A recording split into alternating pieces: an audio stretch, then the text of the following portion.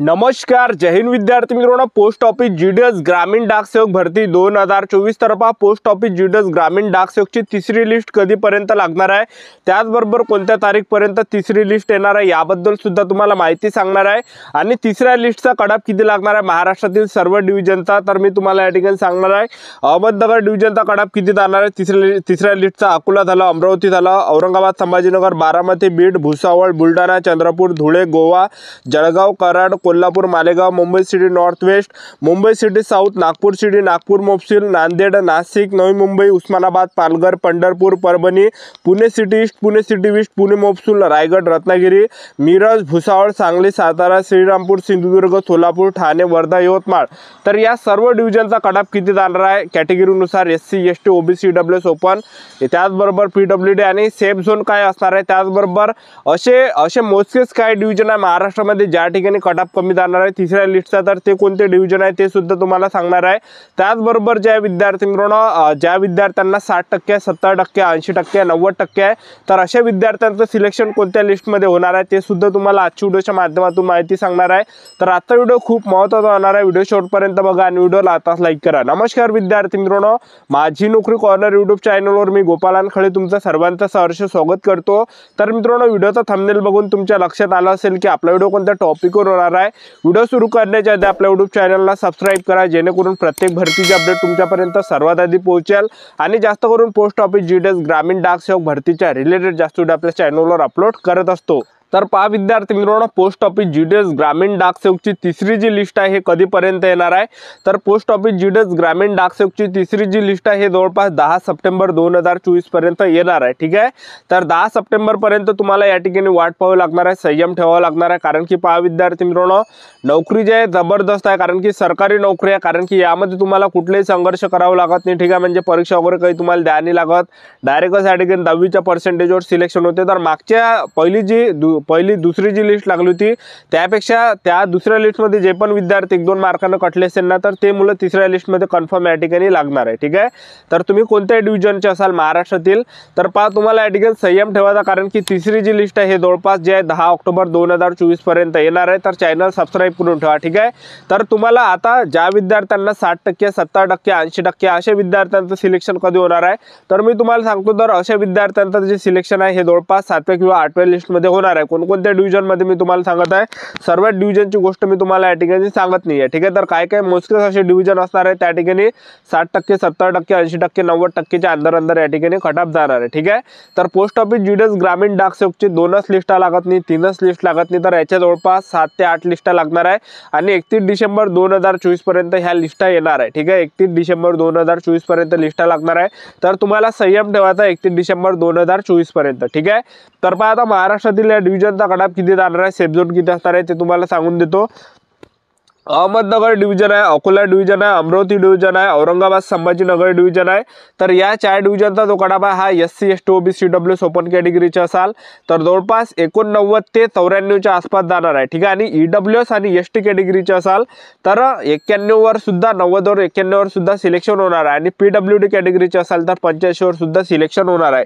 त्यानंतर जे डिव्हिजन आहे तर ते या ठिकाणी बारामती डिव्हिजन आहे, बीड डिव्हिजन आहे, भुसावळ डिव्हिजन आहे, बुलढाणा डिव्हिजन आहे। तर या 4 डिव्हिजनचा जो कडाप आहे SC, ST, OBC, EWS open कॅटेगरीचे असाल 90 ते 94च्या आसपास या ठिकाणी जाणार आहे। ठीक आहे, आणि पीडब्ल्यूडी कॅटेगरीचा 85-86 पर्यंत सुद्धा होणार आहे, आणि ईडब्ल्यूएस एसटी कॅटेगरीचे असाल 91-92 वर सुद्धा इथं सिलेक्शन तुमचं होणार आहे। ठीक आहे, त्यानंतर सर्वात कमी कडाप कोणत्या डिव्हिजनचा लागणार आहे ते तुम्हाला या ठिकाणी स्पष्ट करून देतो।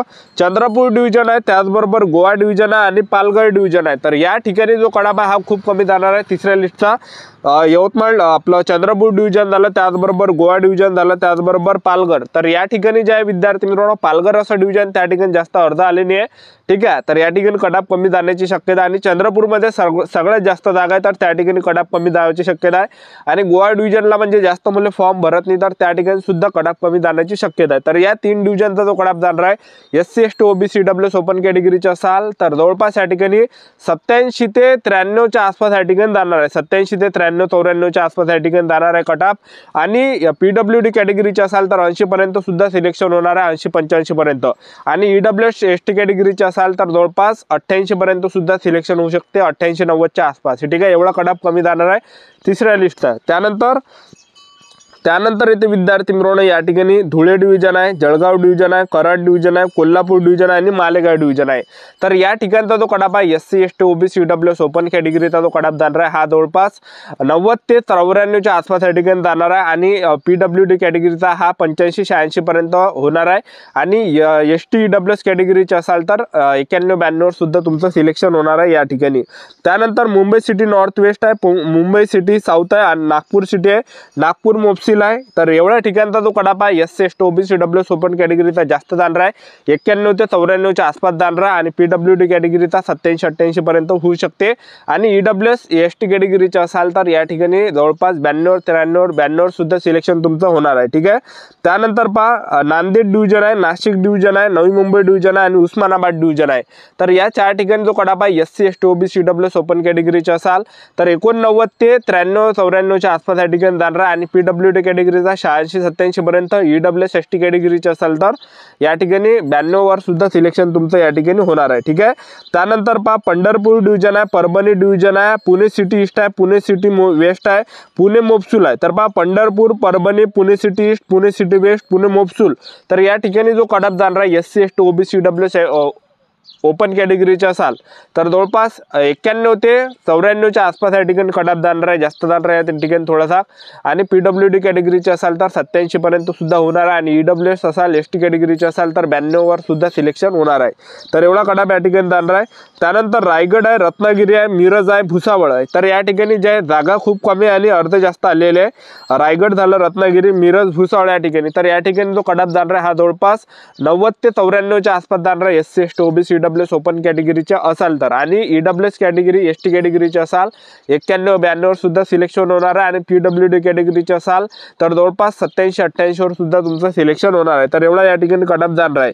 त्यानंतर पहा भुसावळ आहे, सांगली, सातारा, श्रीरामपूर. भुसावळ, सांगली, सातारा, श्रीरामपूरचा जो कट ऑफ आहे हा SC ST OBC EWS open कॅटेगरीचा जो कट ऑफ जाणार आहे 91 ते 94 च्या आसपास जाणार आहे. EWS ST कॅटेगरीचे असाल तर 91 पर्यंत होणार आहे. आणि PWD कॅटेगरीचे 88 पर्यंत सुद्धा या ठिकाणी सिलेक्शन होणार आहे. ठीक आहे, त्यानंतर आहे सिंधुदुर्ग डिव्हिजन आहे, त्याचबरोबर सोलापूर डिव्हिजन आहे आणि ठाणे डिव्हिजन आहे.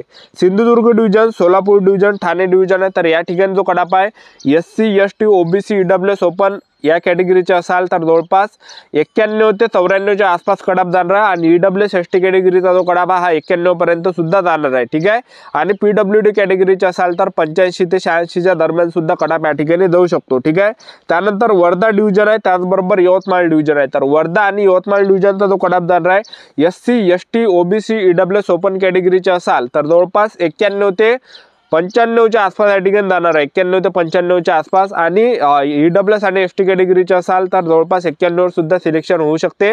PWD कॅटेगरीचे असाल तर 88 वर सुद्धा सिलेक्शन होऊ शकते. तर एवढा कट ऑफ या ठिकाणी महाराष्ट्रातील सर्व डिव्हिजनचा जाणार आहे. तर ही होती संपूर्ण महत्त्वाची माहिती. तर आजचा व्हिडिओ आवडला असेल तर व्हिडिओला लाईक करा, शेअर करा, सबस्क्राईब करा. आजच्यासाठी इथंच थांबतो, भेटूया नेक्स्ट व्हिडिओमध्ये. जय हिंद, जय भारत.